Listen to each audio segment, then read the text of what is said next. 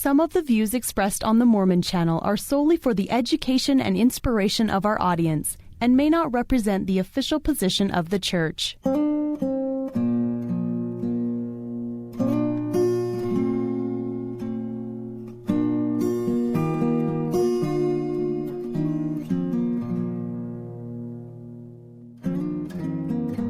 You're listening to the Mormon Channel of the Church of Jesus Christ of Latter-day Saints.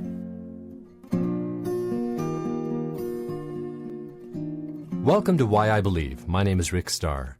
This is the second in a four-part series about the Mormon handcart historic sites in Wyoming. Today we'll hear more handcart pioneer stories from missionaries along the trail at the site and learn about the Sun family who owned the ranch where Martin's Cove is located.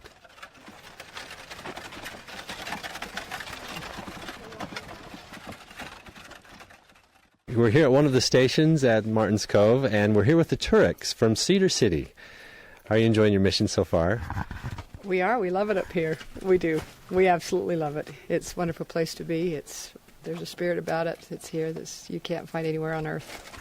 Sister Turek, you have a story about one of your ancestors who was part of the Martin Handcart Company. Do you want to share that with us? I'd be glad to. Okay, her name is Mary Barton. She ended up marrying an Allen down in southern Utah, which is why I'm from where I am. Mary Barton was 14 from England. She came with her father and her stepmother and a couple of younger siblings. And her older siblings were quite angry with them for joining the church, and they stayed in England. And the story goes is that they kind of made fun of her and persecuted her for the rest of her life for joining the church and coming to America. But a quick story about when they came across the ocean. She was with the Martin Company on the ship Horizon. She was 14, and she went up to cook dinner for her family. She was in the cook room. It was very crowded, and everybody was trying to cook their dinner at the same time. And another gentleman was cooking some soup in a milk can, and he reached up and carried to get it out, to take it out, and somebody bumped him. It spilled down his hand and down her back. And she went running out of there, and she told her father, "You've got to get the elders to administer to me." And so they took her downstairs.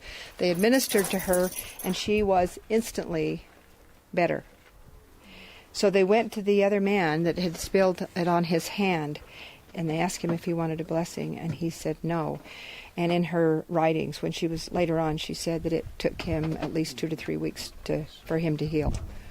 So that was a cool story. It was fun because our grandchildren know that story, and it's fun to hear them tell about it. So I'm glad their parents are sharing the story and telling them. The other thing is one night, we're not sure exactly where it was. We don't want to put an exact place to that. She was in a tent with 4 other men, and all 4 of those men died. And we know that her father passed away sleeping next to her. In the middle of the night, she remembers the time because it was just as they had announced the change of guard at midnight, and she knew her father had passed away. He got sick right out of Iowa City. He had what they called dropsy. They said he hung on the back of the cart most of the way, and he ate berries and things with the animals. At one point in time, he fell down and he wouldn't get up and get going, and she talks about one of the captains coming along and kicking him, telling him to quit being a wimp, that he needed to get up and get going, which I'm sure they had to do many, many times. They had to get angry with him to keep him going.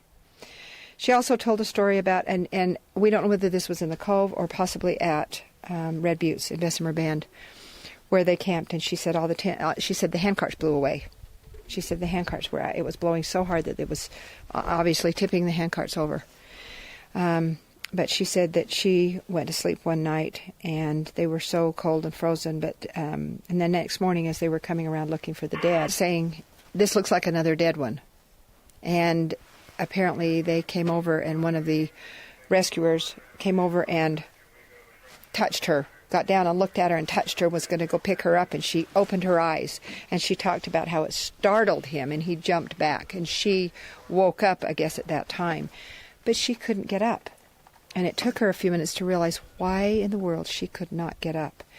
Her hair had frozen to the ground, and there was enough water underneath her that her hair had frozen. She said that they had to take an axe and chop her hair out and take her over by the fire to melt. She ended up making it. She went on to Salt Lake and went down to Parowan, down to southern Utah and Cedar City. Another fun story is my husband's great-great-grandfather was C.A. Huntington, who was one of the rescuers that helped carry the people across the Sweetwater River. So in our minds, very likely possible that his great-great-grandfather carried my 14-year-old great-great-grandmother across the Sweetwater River. That would be a neat connection if it happened that way. Yeah. And it's very possible. It could have happened. The other thing is I know that my dad had a love of history, church history, and I wouldn't have known about this and I wouldn't be on this mission if he hadn't taught me about my ancestors.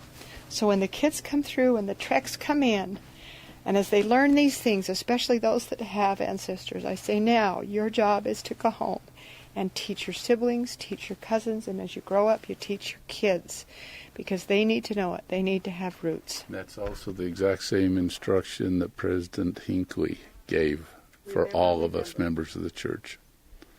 So that's kind of a neat thing. Well, Elder Turek, why don't you share one of your stories with us? Well, I'll share a story with you. This is not necessarily about the rescue or a person here. It'll be about C.A. Huntington. It's a story that took place back in Utah. He was one of the primary interpreters for the church as well as the government when he was in Utah. And there were some, and the reason that I'll tell it here is because bridge is the one that celebrates the four young men and our others who helped carry folks across the Sweetwater, and he was one of those four young men. And so I'll tell this story about him. They were having some Indian trouble, which was not atypical of the time, and it was not atypical for him to be involved in those kind of activities because of his ability to speak the language, and he'd been asked to go and scout a great deal for Brigham Young in other times. So Brigham Young called him in and told him that he had a special mission for him to go on. And he wanted him to go up into the mountains and meet with a tribe of Indians who were pretty hostile. As a part of that, he gave him a blessing and promised him that if he did so, he would be able to return safely.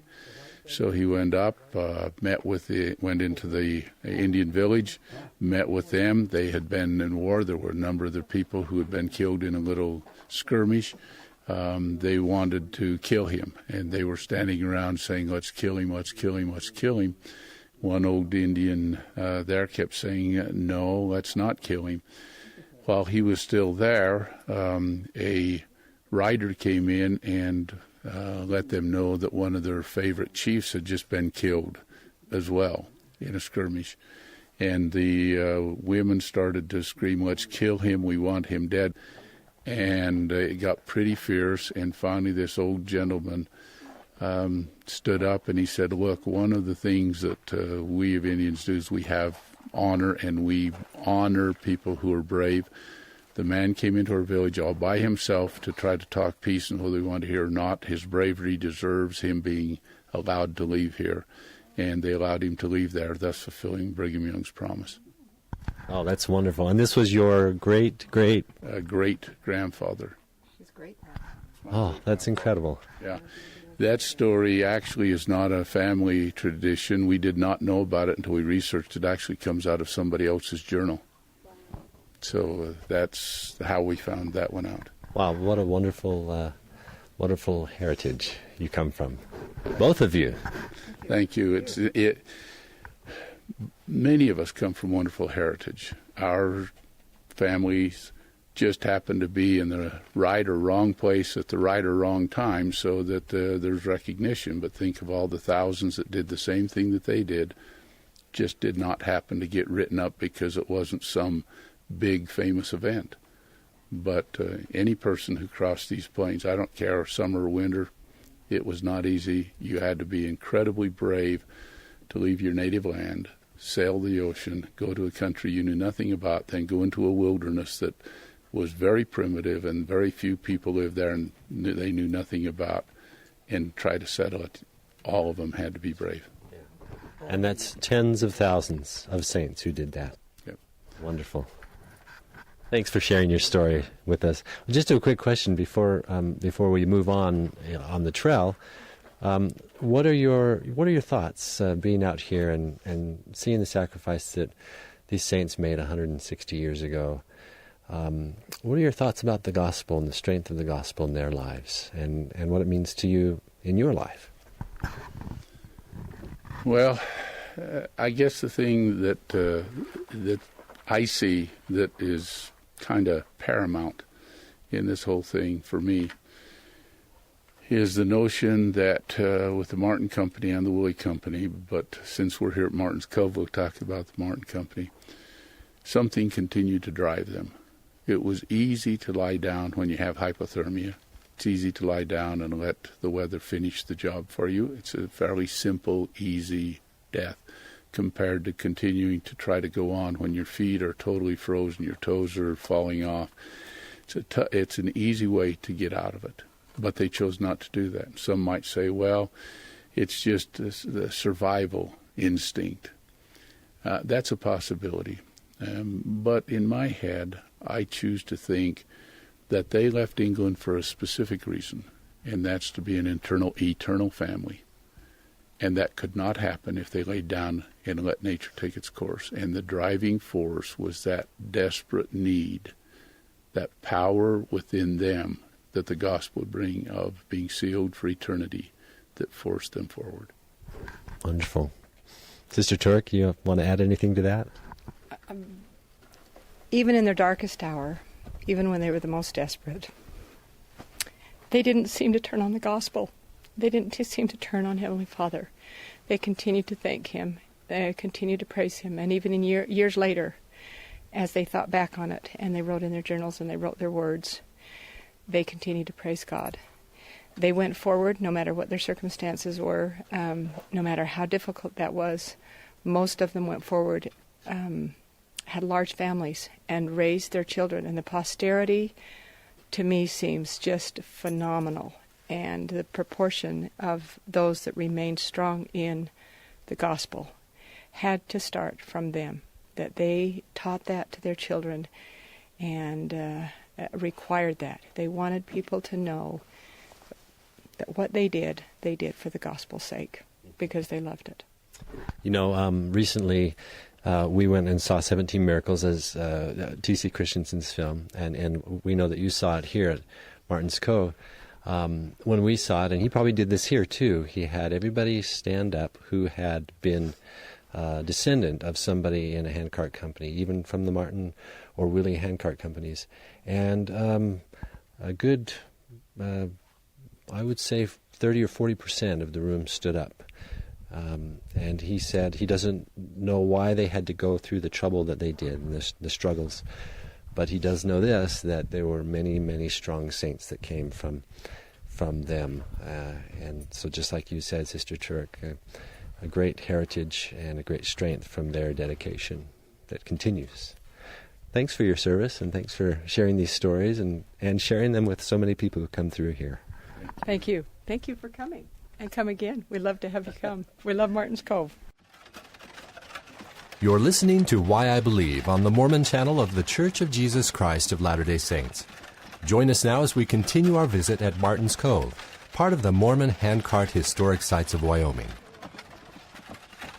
So we're now walking back about a mile to the Martin Cove Visitor Center, and we've done a river crossing with a handcart, which was quite an experience, trying to imagine what the pioneers did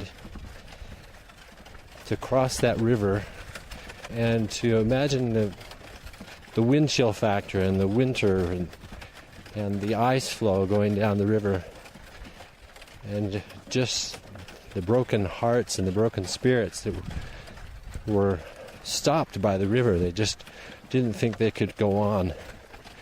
And the strength of those who helped them cross.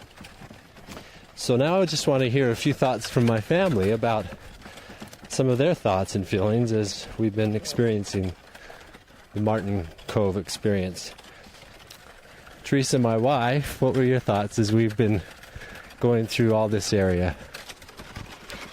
Well, as we crossed the Sweetwater, I was thinking about a story about my ancestors, Leopold and Anna Worthland, who left everything in Switzerland and joined one of the companies. And they were engaged. They were waiting to get sealed in Salt Lake City. And as they crossed the Platte River, their wagon tipped over and they lost everything down the river. And they came into the valley with just the clothes on their backs. So that's what was going through my mind as I crossed the Sweetwater. I thought of them and how grateful I am that they were willing to make that sacrifice so that we and our family can all have the gospel of Jesus Christ in our lives. I'm so thankful for their sacrifice.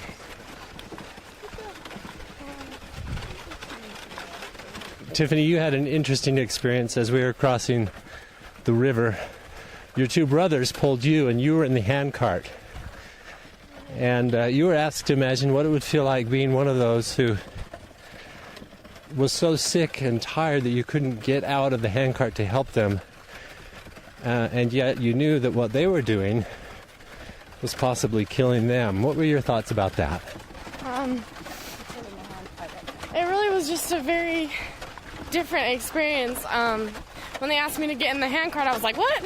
I want to help them pull it, you know? But, so I got in and just watching them trying to pull it, and it would get stuck in the rocks, and the river was trying to kind of pull the handcart different directions, and I really just wanted to get out and help them, but I couldn't.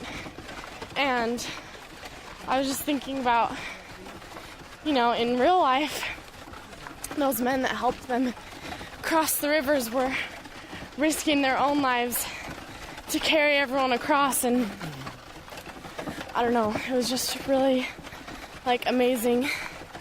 They had so much faith to do that and to sacrifice so much of themselves for everyone else. It was really overwhelming, I guess. Tyler, what were your thoughts about the handcart experience out here at Martin Cove?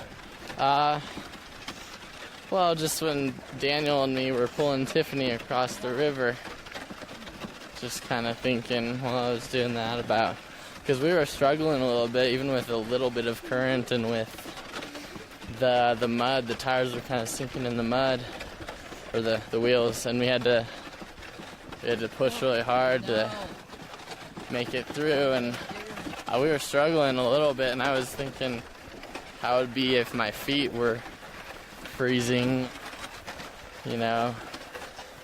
Hello. Hi. And just how hard it was just with just Tiffany in there, but how much hard it would be to do that in the freezing water and below zero temperatures. It was just kind of a cool experience to be trying to take care of your family. And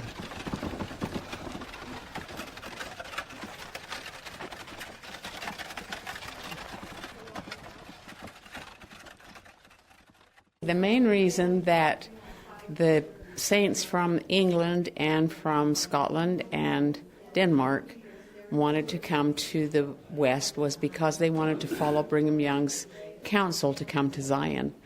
And they wanted to get to Salt Lake in order to do their temple ordinances. And so when the missionaries approached them in England and gave them this information about the gospel, and they accepted it and were baptized, then they were anxious to travel The biggest problem was that the last two handcart companies became very, very late in the season.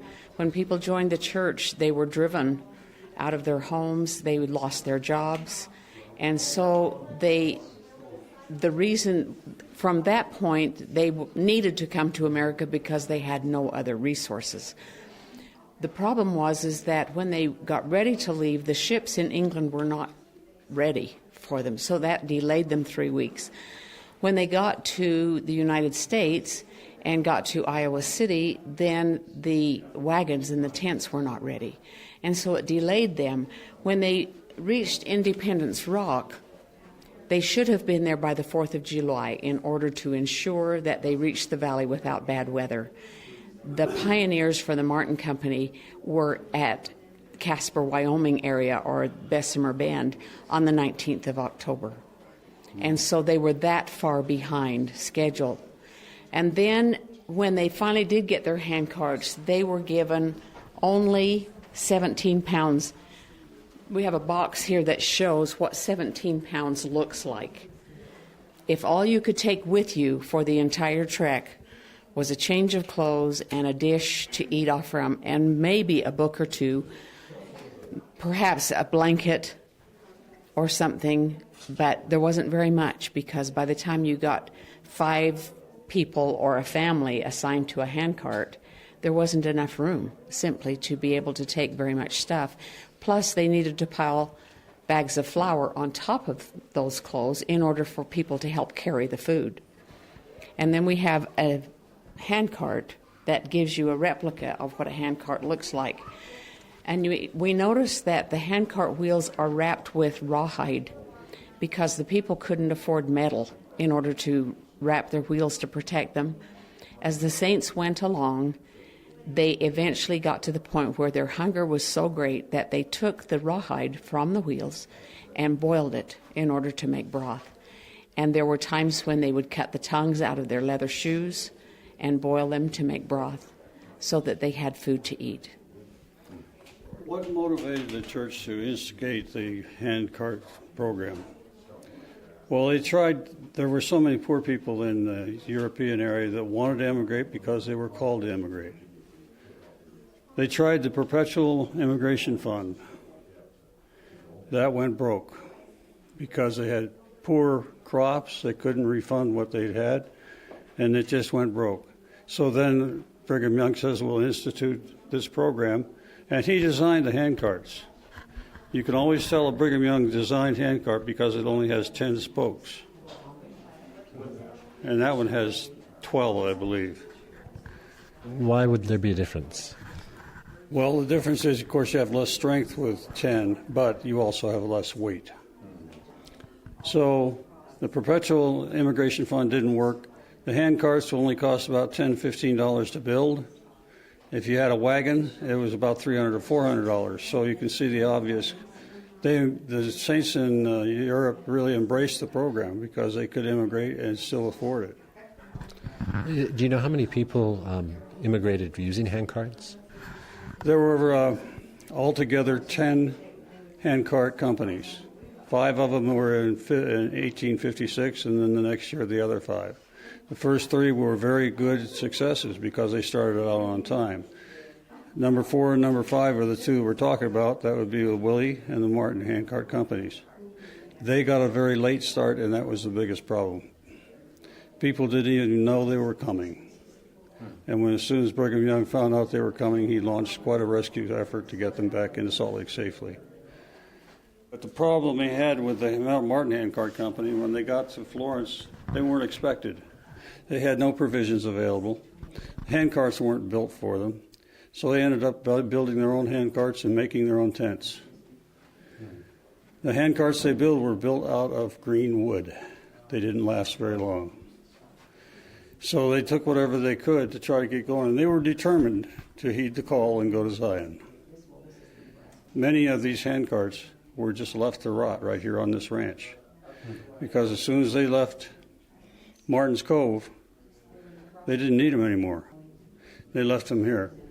I think Mom told you about the hub and spoke brand.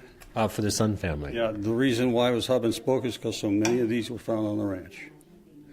And they ended up burning most of them. The Martin Handcart Company, as many as could get on the wagons, whatever was available, they didn't walk anymore. When they got to South Pass, they were met by more wagons from Salt Lake City. And because of that, they were all able to ride from there on into Salt Lake, about 230 miles. All right, Sister Star, tell us about the Sun Ranch and how that relates to Martin's Cove. In 1872, Tom Sun came to this area and he homesteaded a lot of the ranch. He was a guide to some very wealthy people that came from England and from the East Coast, and so he was able to save enough money to go and purchase 4,000 head of cattle, and he brought them back here to the ranch and established an empire. It was about a little over 1 million acres, and it went from all the way up above Devil's Gate down almost to Rawlins, Wyoming. The Mormon Trail ran right through the middle of his property, and the reason it did is because the Sweetwater River also runs through the property, and that's the route that the pioneers took, was to stay close to that river. He homesteaded close to the Devil's Gate area, and here in the visitor center at Martin's Cove, we still have original buildings to the Sun family. The visitor center started out with one building, and as the family grew, they would bring in bunkhouses off the ranch and add them to the home. So from the outside, it looks like a motel because there's so many doors, but it's because they added to it so many times. And then when they got to this room, which we call the Sun Room, it's in honor of the Sun family. And the original buildings that we have here are the barn, which the missionaries still use, and the blacksmith shop.